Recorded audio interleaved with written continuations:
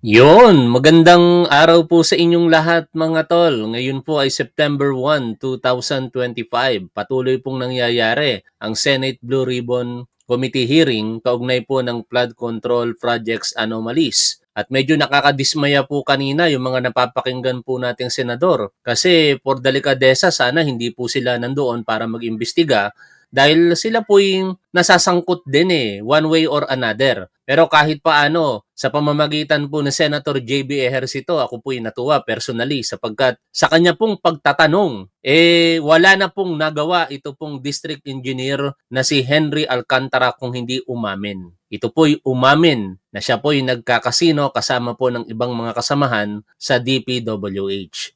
At napakahalaga po nito sapagkat ito pong mga nakalipas po na mga araw at linggo, kumalat po sa balita, partikular ang isang kawani po ng DPWH na nagpatalo daw po di umano ng mahigit po sa 100 milyong piso. Isang araw lamang po ito sa isang malaking kasino dito po sa Kalakhang, Maynila. Balikan po natin ang balita. Noong August 14, 2025, District Engineers Casino Addiction Spawns Ghost Projects. Just when you think it can't get worse, it just does. A former district engineer in one of the cities in Bulacan, notorious for spearheading ghost projects, is said to be addicted to casinos and to have incurred massive gambling debt on one night alone. This ex-district engineer lost 150 million pesos in a sprawling casino somewhere in the southern part of Metro Manila. Wow! Talk about two of our most pressing problems unraveling in one person. Grabe, no? Nung una, lumalabas lamang na parang chismis po ito, pero sa ngayon, mukhang hindi na po chismis sapagkat kanina nga po, napanood naman natin yung pagtatanong ni Senator JB at namutla bigla ito pong engineer na ito. Pero alam po ninyo, ito pong engineer na ito, medyo sikat talaga sa ngayon Kasi bakit po? Siya po yung nadidikit di umano sa isang senador din kanina diyan po sa Senate Blue Ribbon Committee hearing. Walang iba kung hindi si Senator Joel Villanueva. At for proper context kaya out of delicadeza sana, hindi na uupo ang mga senador na ito Si Villanueva, si Bongo, sino pa yung isa? Villanueva, Bongo, at yung DPWH Secretary dati na si Mark Villar. Dahil direkta or indirect, maaaring sila po'y may kinalaman o walang kinalaman, pero sa madaling salita, sila po'y hindi mapiplease ang publiko dito, Katulad si Bongo kanina, nililinis niya yung kanyang pangalan, parang nagtalumpati na Sinasabi niya wala daw siyang kanalaman sa gawi o kilos, pananalita ng kanyang mga kamag-anak. Ito naman po si Joel Villanueva, balikan po natin. Bago po natin puntahan yung katanungan ni Senator JB.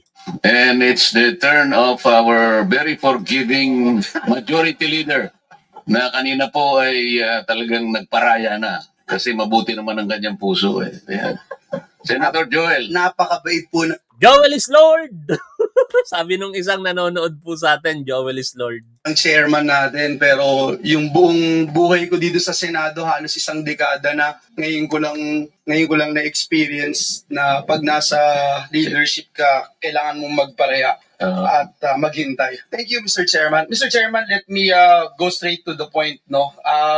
We owe it to our people, especially my kababayan in Bulacan. May lumabas po na yung ghost projects, nakakainit na ng ulo yung flood control projects and 3 taon na po yan. Nakakainit daw ng ulo. Look who's talking. Tapos ito po yung balita, mga tol. Pakinggan po ninyo. Sa gitna ng flood control scandal, isa na namang video ang lumutang sa tila ugnayan ni Senador Joel Villanueva at controversial District Engineer Henry Alcantara. Yan ang agenda report ni Dexter Ganibe ng Abante. Hindi lang po bilang district engineer.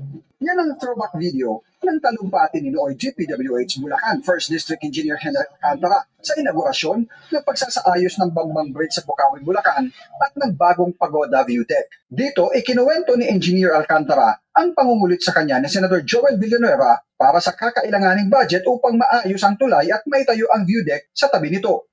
Pag po kinakausap ko, Sen, magkano pa kulang natin dyan? Kasi talaga po kinukulit siya. Anyway, ito na po tayo ngayon. Isang matatag na proyekto na inilaan ang ating puting senador at ang kanyang pamilya. Sa report ng Philippine News Agency, kabuang 68.84 million pesos ang nilaang budget para sa nasabing proyekto na sinimulan noong 2019. Ayon kay Alcantara, ang top-notch construction ang gumawa ng proyekto. Isa ang top-notch sa 15 kontratista na pinangalanan ni Pangulong Bongbong Marcos na nakakuha umano ng pinakamalaking budget sa flood control projects. Una nang dumistansya si Villanueva sa issue ng maanumalyang flood control projects. Distansya pa more, ano? Tapos may gana pa siyang sabihin dito, nakakainit na ng ulo. Yan, dito sa Senado na tinatakel, unfortunately, wala pa rin nangyayari. Yung tatlong contractor, St. Timothy. Pero dako na po tayo dito sa napakagandang pagtatanong ni Senator JB Ejercito. Kasi ang tagal nating nanonood kanina, wala stick. Galit Yung kapatid niya nga si Senator Jinggoy Estrado, laging galit Hindi na makapagtanong tuloy ng maayos Tapos yung iba, napaplastikan ako O at least dito, malumanay si JB. At to be fair naman, no, wala namang issue ng korupsyon nitong si JB. Though, dinidikit siya doon sa isang sitwasyon na siya daw po nag-overspend ng kanyang campaign funds. I do not know that particular thing. Pero that is different dito sa pinag-uusapan po natin na korupsyon. At hindi tanggap talaga itong mga nakapapanood po natin at nalalaman sa balita tungkol po sa flood control anomalies po na ito. Balikan po natin ito pong pangyayari kanina diyan po sa Senado. Narinig nyo ba na meron pala totoo ba na merong... Dito, akala ko, ano kaya itong tanong na to ni Senator JB? Pala, pineframe niya yung sitwasyon. Ang problema lang kasi daming sumasabat na mga kapwa niya senador Kaya hindi kagad ma-corner si Alcantara sabi niya, yung hindi lang pampamilya, pang-sports pa. Bakit kanyo? Sige, pakinggan po natin mga tol. Doon sa inyong terminology, doon sa inyong distrito na merong mga proyektong pang-sports at merong pang-pamilya. Narinig nyo na ba yun? Your Honor, Chair, parang hindi ko po mag-gets yung pang-sports. Tatawa-tawa pa siya. Kasi po, yan base rin sa dating commercial. At saka, ibig sabihin po niyan, pag sinabing pang-pamilya, ito po yung mga proyektong lehitimo, na-execution at na-deliver, no? Na mga lehitimong kontraktor. At yung pang-sports, ito daw po yung talagang pwede paglaruan at talagang walang delivery, ito po yung guni-guni, ito po yung ghost projects at talagang buo yun na binipera na lang. So, kino-confirm nyo ba o dinideny nyo na meron pong ganitong dun sa inyong distrito? If I may po, explain ko lang po.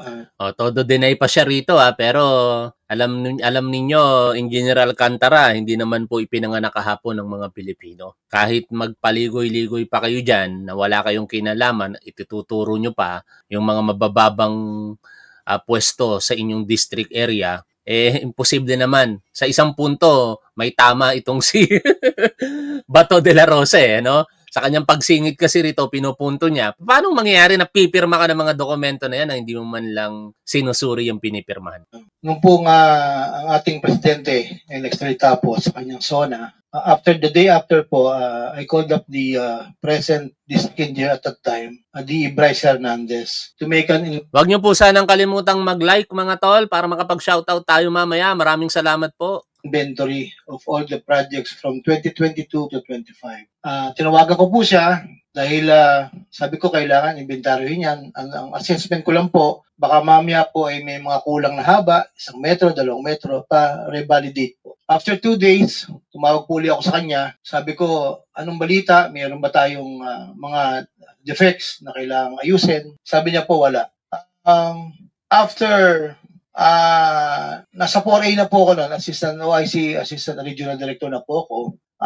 nagpasong Kailan meeting po kayo lumipat ng 4A? June 16 po, 2025. So, magmula noon, si Bryce Hernandez na ang district engineer ng First Engineering District Office. Putulin nga muna natin mga tol. Balik tayo dito sa balita na binabasa natin kanina. No? This district engineer, frustrated contractors attest, use their licenses with a promise to give them 5% of the project cost. Pero I'm not saying na itong binabasa natin balita ay si Alcantara. Kasi wala namang ganoong pag-amin kanina. Pero malamang kasama ni Alcantara. Kasi area po ng Bulacan ang pinag-uusapan po dito. To facilitate the release of funding for various flood control projects. These flood control projects were supposed to be built somewhere in Bulacan, usually in areas where monitoring was difficult. The projects, however, never materialized, and this has been going on for years. According to contractors, grabe, ghost project talaga ito. At ito yung pinunto kanina ni Secretary Vincison nang siya po ay nagpaunlak ng press conference sa Malacanang. Sabi niya, yung mismong binisita nila ng ating Pangulong Bongbong Marcos o ng ating Pangulo ay diyan nga po sa Bulacan at ghost project talaga. Yun po ay ang katotohanan na. Contractors attest to this ex-DE's casino addiction, saying it was the reason why many of the projects within his district never materialized. He used the funds meant for infrastructure projects for his gambling addiction. Grabe, yung pondo ng taong bayan, hindi nilagay sa proyekto kung hindi ipinangsugal sa casino. This whole thing is so wrong on so many levels. O, ipatagalog nga natin kay ChatGPT para mas madali pong maunawaan mga tol, no? Sandali lamang nga yan. Ipatranslate natin sa Tagalog yung binabasa po natin na artikulo. Translate in Tagalog. Yan. Tapos basahin lang natin para mas madali, hindi na kailangan pang ipaliwanag, ano? Yan. Una, anong ginagawa ng isang opisyal ng gobyerno gaya ng isang district engineer na ipupunto mamaya yan ni Senator JB sa casino? Ikaliwa, paano ito nangyayari nang walang pagsusuri at pananagutan? Ayon sa source kong kontratista, hindi na raw ito bago. Ay, by the way, hindi po ako yun baka kasi mapagkamalan ninyo yung sumulat po ng artikulo na ito. Ayon sa source kong kontratista, ang sumulat ng artikulo na ito, hindi na raw ito bago. Magkakasabwat umano ang mga ang kongresista, DE at kontratista upang bulsahin ang pera ng taong bayan na nakalaan para sa mga proyektong pang-flood control at iba pang proyekto. May ilang kontratista na napipilitang sumali sa ganitong laro para lamang makakuha ng mga multimilyong kontrata. Nabalitaan na raw ng mga nakatataas sa Department of Public Works and Highways ang problema. At ito raw ang dahilan kung bakit nailipat na sa ibang posisyon ang dating DE. Nakuha ko ang listahan ng mga proyekto sa isang lungsod sa Bulacan noong 2024 pa lamang. Mahigit 80 proyekto, karamihan ay pang-flood control. Ayon sa mga nasa industriya, 30% dito ay tinatayang ghost projects. Kasama sa mga proyekto sa listahan, ang mga riverbank protection structures, asset preservation at preventive maintenance projects, flood control structures at revetment. Ang aprobadong budget para sa mga kontratang ito ay tumataginting na bilyon-bilyon. Halimbawa, isang riverbank protection project ay may aprobadong budget na 96 million pesos. Isang preventive maintenance project ay 2.4 million pesos at isang flood control structure na may 19 million pesos. Isipin mo, kung kahit isa lamang sa mahigit 80 proyekto ang ghost project, katumbas na ito ng hindi bababa sa 96 million pesos na nakaw mula sa pera ng taong bayan. Sa ganitong konteksto, mahalaga na magpatuloy ang investigasyon at isama ang mga district engineer. Ayon sa DPWH, ang DE ay responsable sa lahat ng gawaing inhenyeriya at konstruksyon sa kanyang nasasakupan. Kabilang dito ang pagpaplano at pamamahala ng pagtatayo at pamamantini ng proyektong pampubliko at pagtitiyak na ito'y naaayon sa pamantayan. Sa loob ng DPWH, may mga opisyal na dapat nagbabantay na natatapos ang mga proyekto, ngunit madalas lahat ng sangkot ay nadadala rin ng sistema. Nagsisimula ang landas ng korupsyon sa kongresista na kadalasang tumatanggap ng bilyong pondo para sa kanilang distrito. Sila ang nagtatakda ng mga proyekto at nag-uutos sa DE kung sinong kontratista ang dapat makakuha ng kontrata. Commission on Audit. Commission o audit pala, I'm sorry ha. Commission o audit. Dapat sinusuri ng Commission on Audit ang mga proyekto pagkatapos makumpleto. Ngunit ayon sa aking mga source, may mga pagkakataong pati mga kinatawan ng COA ay binibigyan ng malaking komisyon para pumikit na lamang sa ghost projects. Kaya nabuo ang terminong ginagamit ng mga kontratista, komisyon o audit. Sa susunod, kailangang panatilihin ni Pangulong Marcos ang momentum sa prosesong ito ng investigasyon. Nagsimula na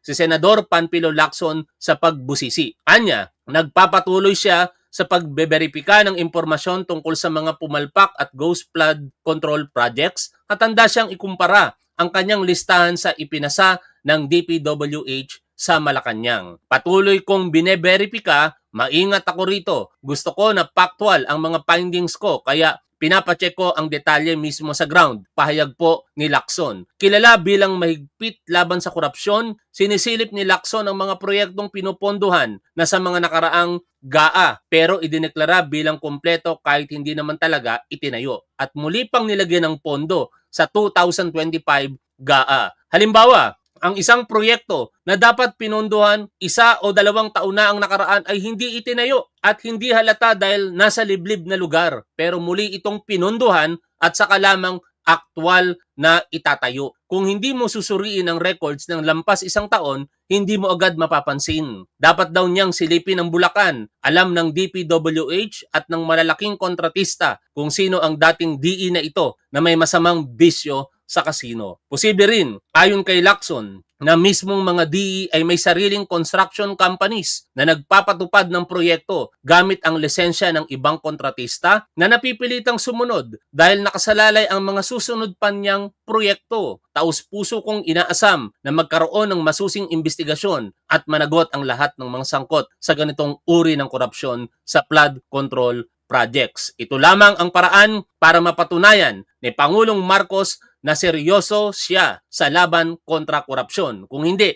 magpapatuloy lamang ang pag-agos ng pera ng taong bayan kasabay ng baha tuwing tag-ulan. Panulat po ito nito pong si Iris Gonzalez sa Philippine Star noong August 14, 2025. Balik po tayo dito po sa pagtatanong ni Senator JB Ejercito. Bulacan, tama. Yes po, Your Honor, Mr. Chair. Sige po. Mamaya po, Mr. Chair, tatanungin ko rin si Bryce Hernandez dahil mukhang wala na ho siya yatang planong sumipot, no? Dahil I think you have given ample time, Mr. Chair, that for him to show up, no? Nakasabina na po siya ngayon na nag-ano ng contempt. So, I suggest that the warrant of arrest be issued on Bryce Hernandez and JP Mendoza dahil ito daw po yung mga notorious na talagang involved at mukhang wala na silang plano na sumipot dito. Sige po, ito na yun po. Dapat yan, soon as possible time, maaresto, no? Nag-Zoom po kami. Pinatawag ko po lahat ng mga dating kasamahan ko para po kaharap po sila. Bine-verify ko po sa DE, OICDE, Bryce Hernandez, meron ba tayong mga findings sa mga defects?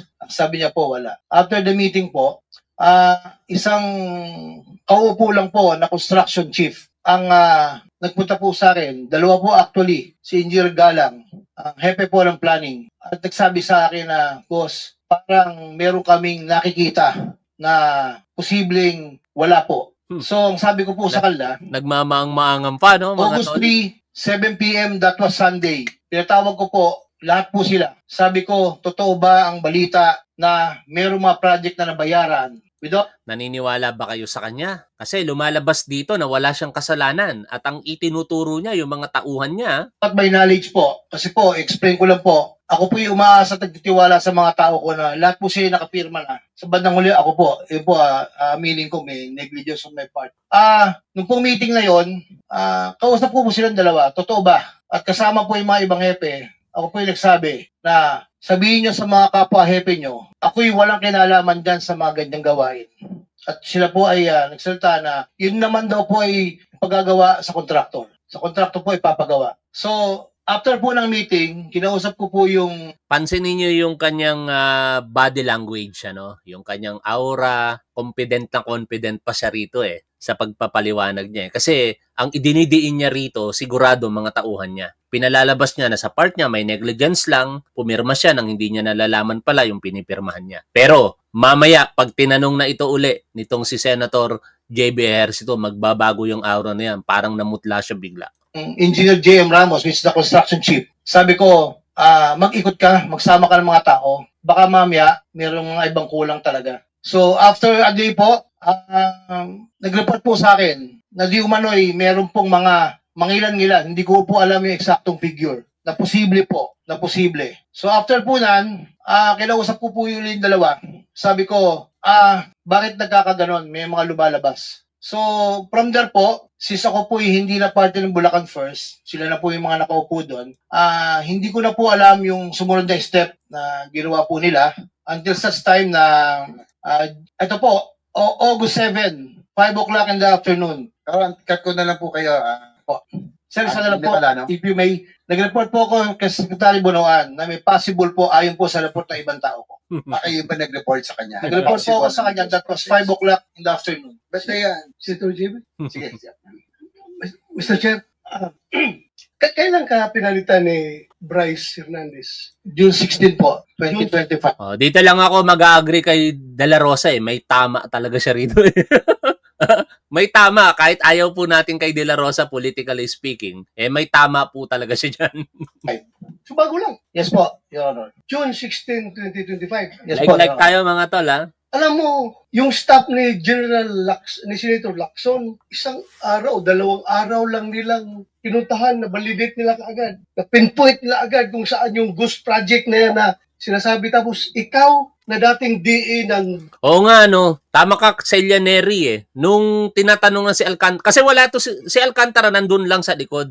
Hindi siya natatanong. Walang senador na naglakas ng loob na magtanong. I-correct nyo ako kung di ko nasubaybayan kasi ng todo dahil lumipat tayo sa press conference kanina ng Malacanang at DILG. Pero doon sa sinubaybayan po natin, walang senador na naglakas ng loob na magtanong dito kay Alcantara. Maliban po dito kay Senator JB. Distrito na Saka ito ngayon, si De La Rosa. Hindi mo alam na meron pala? Yes, Your Nagtatanong Honor. ka pa sa mga tao mo? Kasi po, ang proseso po namin, ang una pong dapat po in charge sa project ay project engineer. Sila po ang nakakaalam dyan sa site po. Ito yung mga leader na makaiwas lang sa kanilang pananagutan, ituturo na yung mga tauhan kahit sama-sama silang gumawa, no? Pero syempre, yung benefit of the doubt, nasa kanya pa rin. Hearing in aid of legislation lang naman ito. Pero malamang sa malamang, huhusgahan siya rito ng publiko. Project engineer, may materials engineer, may project Magpapasahan dito na kwan. You are the district engineer. May tama ka dyan. Engineering district. Yes, Your Honor. Yung pipirma ka May tama ka dyan, Senator Ronald De La Rosa. doon sa papilis para mabayaran yung ghost project na yan. Sir, Di ba? if I may explain po, Your Honor. Hindi, tanong ko, pipirma ka ng papel, di ba? Yes po. Para makaklaim sila ng full payment. Yes po. Okay, ibig mong sabihin, pumirma ka ng papel Yeah. ng isang ghost project, district engineer ka, tapos ngayon magmaangan ka sa harapan namin na hindi mo alam. Ang galing ni Bato De La Rosa ngayon, May tama talaga. Yung pagiging kalbo, nagiging pakipakinabang, Dahil inaasa mo lang sa mga tao mo sa baba. Pag may pirma sila, pirma ka lang rin. The backstop at the district engineer as far as the projects May that tama ka are being talaga dyan. implemented in that particular engineering district. Tama ka Alam mo talaga yan, di ba? dyan. Tapos nga, kunyari, magtanong-tanong ka pa sa mga tao Agree naman ako kay Bato De La Rosa dito. sa baba, meron ba? Tapos tanungin ka sa mga tao mo na, meron, parang meron, sir, parang meron. Napaka, ano to? Kumikintab tuloy yung ulo ni Bato. Yung Hirap kintab na ikaw district engineer, hindi mo alam. Tapos yung mga tao ni Senator Lacson, one day lang nila pinuntahan yan with the use of the GPS, na-locate nila. Tinanong nga yung mga barangay officials doon. Kaya sabi, wala talaga yan, sir. Wala talaga. 2 days lang ginawa ng staff ng Senado. Ikaw, you've been there for how many years ka naging DA doon? 5.5 years, sir. 5.5 years. Grabe. Tapos hindi mo alam. Ayan 5.5 years mga tol. Kaya kumpirmado talaga yung magandang pagiging magkaibigan nila ng mga Villanueva. No, hindi nila may kakailayan. Kaya sana itong si Joel Villanueva sa kanyang pag-grandstanding na naman dyan, na mainit ang ulo niya. Nakakainit ang ulo eh. Yung ganun-ganun pambanat siya rito kanina eh. Ano kayang masasabi niya no nagsasalita na itong si Alcantara? Na may Gus Project pala. Senator Bato, I think you made your point already. Thank you, Mr. Chair. Wala Thank tayo you. si Senator Pero, Sorry, Senator JB. the last point na lang, Mr. Chair, siguro ikot na lang po ako doon. Yung po lumabas po yung naging controversial kayo ni Eto na. yung successor na si Bryce Hernandez. Yung inyong lifestyle. Yan na. No? Kasi nga, how can a district engineer afford the kind of lifestyle? Nakita yung Marilo, no? Kayo nga, nakapatek Philip. Wow! Turbo na kung say ko. Wow! Oh, nakapatek Philip. Alam nyo ba kung magkano po yung relo na yon? Milyones po yon mga tol. No? Ito, hindi rin nag-iisip ng tama itong district engineer eh. Pero yun mo, magkano lang naman ang sahod ng district engineer? Malaki pa sahod ng vlogger dyan. Sa totoo lang mga tol mas malaki pa sahod ng vlogger sa district engineer. Tapos, nakakaya mo magkaroon ng Patek Philip o Philip Patek, kung anong tawag ba dyan sa relo na yan, na milyones ang halaga. Sinuot mo pa during flood control hearing. Patek lang eh. No? Si CW still na ngayon, promoted na. Si Bryce Hernandez, gano'n din po. At ang meron ako, Mr. Chair, may information tayo. Kaya gusto ko sana makausap si D.E. Bryce Hernandez. Pumapasok daw ito ng DPWH, naka-Ferrari pa. Sinitan nyo lang. Wow. Kasi nga, baka masyadong mahalata. Ang tanong ko lang po, ano oras po kayo pumapasok noon kayo po ay... Grabe din yung mga impormasyon ni Senator JB no? Ayos na ayos din Kaya nung tinatanong niya na rito hindi na nakatanggi itong si Alcantara Nasa Bulacan pa. Araw, hindi po fix po lahat. Minsan po pag may meeting sa umaga sa NLEX Petro, nakipag-meeting po and then dumidiretso po ako sa office around 9 to 10 o'clock. Ang aking informasyon, Mr. Chair, ay 10 a.m. Kadalasan doon kayo pumapasok. Yung nung DE pa, tas assistant nyo sila Bryce at yung sila JP Min. Grabe, no? Samantalang yung mga pangkaraniwang taong gobyerno, pagka na-late ka sa pagpasok mo, naku, yari ka na sa boss mo. Samantala sila, mga boss sila, palate-late sa opisina, anak ng teteng. Hindi mo talaga maipapakita, hindi mo makikita sa mga tao na ito yung pagiging ehemplo bilang isang boss o leader Mendoza, at 2 p.m. daw, Mr. Chair, umaalis na po sila. Ito po, confirm nyo kung totoo hindi. 10 a.m. to 2 p.m. 2 p.m. diretso na kayo at nagkakasip. 10 a.m. to 2 p.m., 10 to 12, 2 hours. Tapos 12 to 1, lunch break naman yan ng ating taong gobyerno Kaya 1 to 2, 3 oras lang nagtatrabaho sa isang araw. Grabe itong mga tao na ito. Tino, totoo ba ito? Hindi. Ako po, maabot po ako ng 5 o'clock. Tatanggi ka pa siya. Tanggi-tanggi pa siya ng bagay. Pero yung grupo niya raw po, hindi lang kayo shopping buddy, pati po sa paglalaro. Oh, yan na. Yan po, dapat po ma-verify paano ho kayo nakakapasok. Considering that you are government officials, paano kayo nakakapasok sa casino? Tama. Si Bryce Hernandez, sinabi ni Senator Lacson, tila matakaw sa pera, pag magpataya daw to, Mr. Chair, isang taya, 5 milyon. Parang grabe. Isang taya, 5 milyon. Yung Bryce Hernandez daw, ayon kay Senator Lacson, kakaiba. Hindi natatakot. I mean, walang kaba-kaba. Paano nga naman kakabahan? Hindi naman kasi nila pera. Pera ng taong bayan Do you confirm or deny, Mr. Alcantara, Engineer? Your Honor, hindi ko po alam kung magkano tinataya niya dahil hindi naman po kami magkasama sa table. Inamin ko po, ako po'y nakapasok sa casino, Your Honor. Nagbabago na yung honor? Nagbabago na yung aura niya. Pansinin niyo mga tol. Pansinin niyo yung aura nitong engineer. Nagbago, parang namumutla na hindi mo maipakawari. Kasi yung direksyon na tinatahak ng tanong ni Senator JB talagang hindi niya maiiwasan Pag sinabi niya na, Your Honor, hindi po ako nagkakasino, meron pong mga CCTV footages na mamaya hihingin ni Senator JB na ipasumite dito po sa committee hearing. Ilang beses, hindi yan, hindi kayo regular, pero naglalaro kayo, kasama po siya.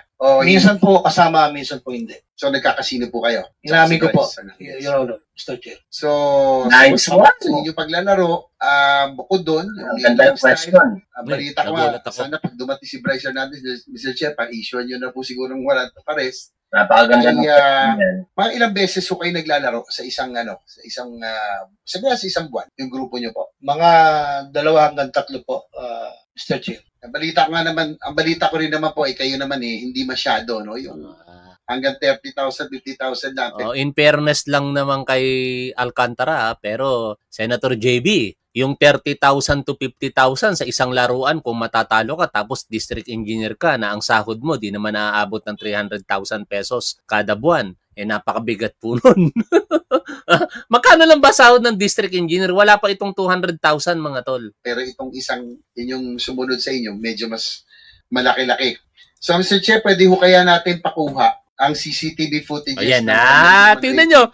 Dito ako natatawa mga tol Nung pinapanood ko to habang tinatanong ni Senator JB, nung sinabi ni Senator JB, Mr. Chair, pwede po ba nating ipakuha yung CCTV? Nagbigla yung, parang namutla bigla yung mukha nitong si Engineer Alcantara Ulitin natin yan. Kakasino po kayo? Inamin ko po, Your Honor, Mr. Chair. So, nice sa inyong paglalaro, bukod doon, yung question. Ang balita ko nga, sana pag dumating si Bryce Hernandez, Mr. Chair, pa-issue nyo na po siguro ng warrant of arrest. Napakaganda ng mga ilang beses ko kayo naglalaro sa isang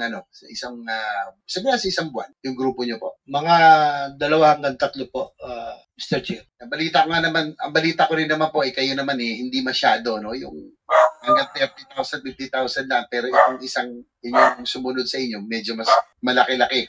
So, Mr. Chair, pwede ho kaya natin pakuha Ayan na ang CCTV footages ng kanyang diman. Napalunok ng laway si Engineer Alcantara at napatingin sa baba Kitang-kita mo mga tol yung pagkabigla niya doon sa naging pananalita ni Senator JB Kasi dito talagang wala siyang lusot mga tol. Nung tinanong siya ni Senator JB kung siya po ba'y nagkakasino, alam niya naman sa kanyang sarili na totoo, kaya aamin na lang talaga siya. Pag dininay niya kasi napakadaling patunayan Ito na nga yung CCTV. Field trip araw-araw sa casino. If you can ask siguro yung Soler North kasi na pinakamalapit doon po sa norte, no? Namutla Mr. Chair, pero I'll just ask siguro on my next round, Mr. Chair. Thank you. Bigla si Engineer. Sufficiently established that aspect. Very good. Total, nandyan ka na rin, DE. Meron kasing nagsabi sa akin, very reliable information. Nag-confess ka naman kay Secretary Bonoan. Nag-report po ako na may possible pong... I'm not saying that you reported. I am saying that you confessed to him. Nag-confess. Ibig sabihin, umamin. That an amount of something like 7.3 billion 7.3 was billion. really wasted. Namumutla na si Engineer Alcantara. Mga hinayupak talaga tong mga corrupt na taong gobyerno na ito. Engineer Alcantara, hindi kita hinahayupak Pero kung corrupt ka, hinayupak ka. Kung hindi ka corrupt, huwag kang masasaktan. Wasted on flood control projects. Wala pong ganung teorya po, Your Honor. Wala daw. Kasi merong gustong mag-testify. Wala daw. It's your word against his. Kasi nakonsensya na siya, gusto niyang talagang sabihin. Speaking of whistleblower, kung natatandaan ninyo, merong lumapit sa Department of Justice na isang abogado. At sinisigurado niya lamang daw kung ano yung kahihinatnan ng kanyang kaligtasan, sampu ng kanyang pamilya. Pero willing daw po siyang magsalita, magsabi ng lahat ng nalalaman niya tungkol po dito sa flood control anomalies na ito. Ano kaya yung tinutukoy ng Department of Justice na yun sa tinutukoy nitong si Marcoleta? Iisa kaya yun? Hindi pa natin alam. Abangan natin yan sa mga susunod na kabanata.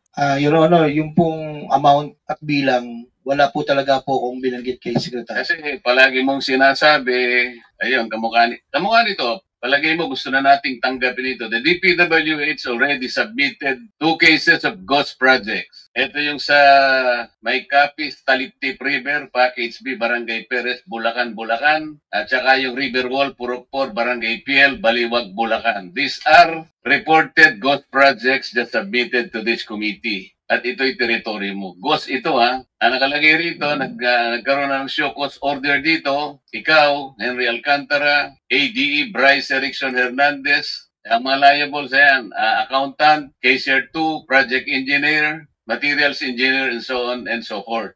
Ito nga yung tinatanong namin kanina pa, because in the last hearing, the DPWH already indicated to us that it will submit several cases of ghost flood control projects. Unfortunately, to our disappointment, bago nag-resign si Secretary Bonoan, tinext ko siya yesterday, nung isang araw pa. Kasi nga dalawa lang ang kanyang ibinigay sa amin. Pinigay niya sa akin, bago siya mag-resign, indication that there are 15. Kasi sabi niya rito, without... Anyways, mga tol, yun lang naman ang nais kong ihatid po sa inyo no? Na sa pamamagitan po ng mga katanungan ni Senator JB, umamin ito pong district engineer. Yun po ay kumpirmasyon sa balita po na ating binasa kanina. At perhaps kumpirmasyon na rin po ito na yung 5 taon pong sinabi niya na paglalagi niya bilang district engineer sa Bulacan ay katotohanan din sa mga lumalabas na impormasyon na maganda ang kanilang pagiging magkaibigan nitong si Joel Villanueva at pamilya Villanueva. Maraming salamat po sa inyong lahat mga tol. 1,600